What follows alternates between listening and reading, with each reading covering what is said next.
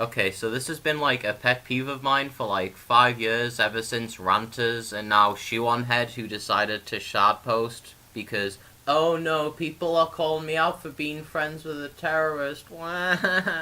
Guilt by association. And you know, it's peaked up over the years of people just never understanding that word, and it really grinds on me like every single time people misuse the word.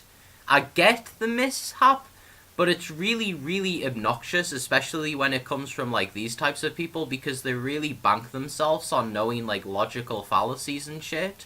But, look, I looked into that shit when I was, like, 13. I actually did give a shit about them, and if I were to accuse someone of doing something, I'd like to correctly accuse them of what I'm accusing them of, and not just say a word because it sounds flashy, which is what everyone does with guilt by association. It's like their Yu-Gi-Oh card that as soon as you say it, you expect the other person to just engulf in flames and never fucking bring it up again. And you know, the misunderstanding of the word obviously comes with how the word's phrased, because you hear guilt by association and it sounds right in your head. You're like, yeah, you're guilty because you associate with someone. And that's where the misunderstanding obviously comes from. Again, it wouldn't be so obnoxious if it weren't for the fact that these people act as if they know what they're talking about. Even though, if you go on the fucking, like, any fucking definition for guilt by association, it isn't that. Here is literally the fucking Wikipedia page for guilt by association.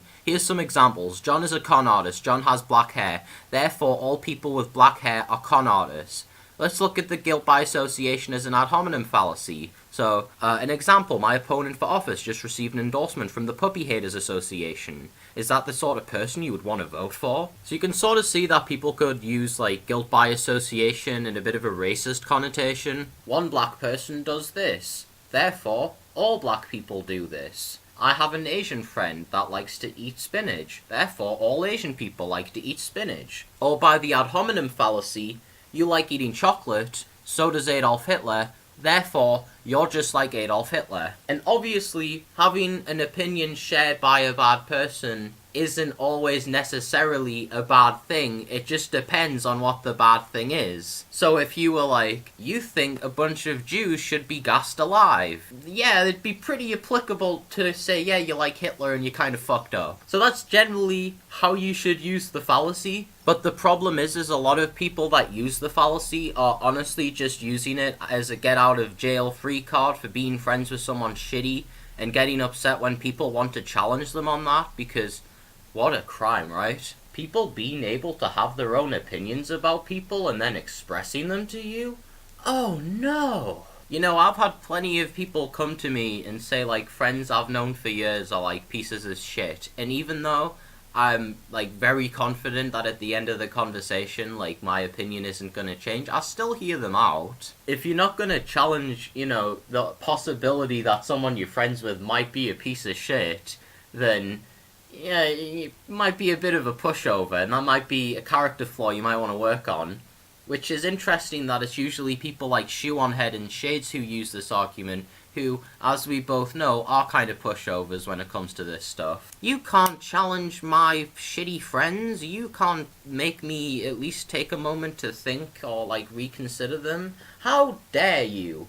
Them doing fucked up things and me not, like, saying that it's, like, fucked up to them, you know, but telling other people off when they do shit wrong? That doesn't make me look inconsistent at all. Like, if you have a shitty friend, and someone's coming to you and telling you that they're shitty, but at least fucking, like, listen to them, you know? At least be willing to have a conversation with someone. Don't just cry guilt by association and end it like that as if, like, you can't say it now because I just said a logical fallacy and I totally know what it means. I'm a smart intellectual YouTube runner. And just to put the nail in the coffin, here's from the website LogicallyFallacious.com. Ad hominem, guilt by association. Here's the description. When the source is viewed negatively because of its association with another person or group who is already viewed negatively. So you might have the Shadeses in the audience be like, ha, I gotcha. But actually, if you read that properly, you'll realize it isn't saying associating, like, as in hanging out, but association in opinions, as we will see. Person 1 says that Y is true, Person 2 also states Y is true, and Person 2 is a moron. Therefore, Person 1 must be a moron too, and they give 2 examples. I'll only be reading the first one just for clarity. Delors is a big supporter for equal pay for equal work. This is the same policy that all those extreme feminist groups support. Extremists like Delors should not be taken seriously, at least politically.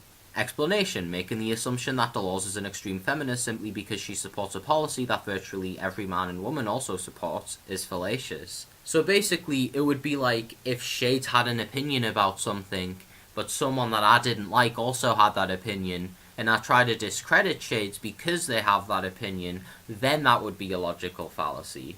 Then that'd actually be something to fucking talk about. So the issue is just simply stating that someone is wrong because you can find someone who is bad has that opinion.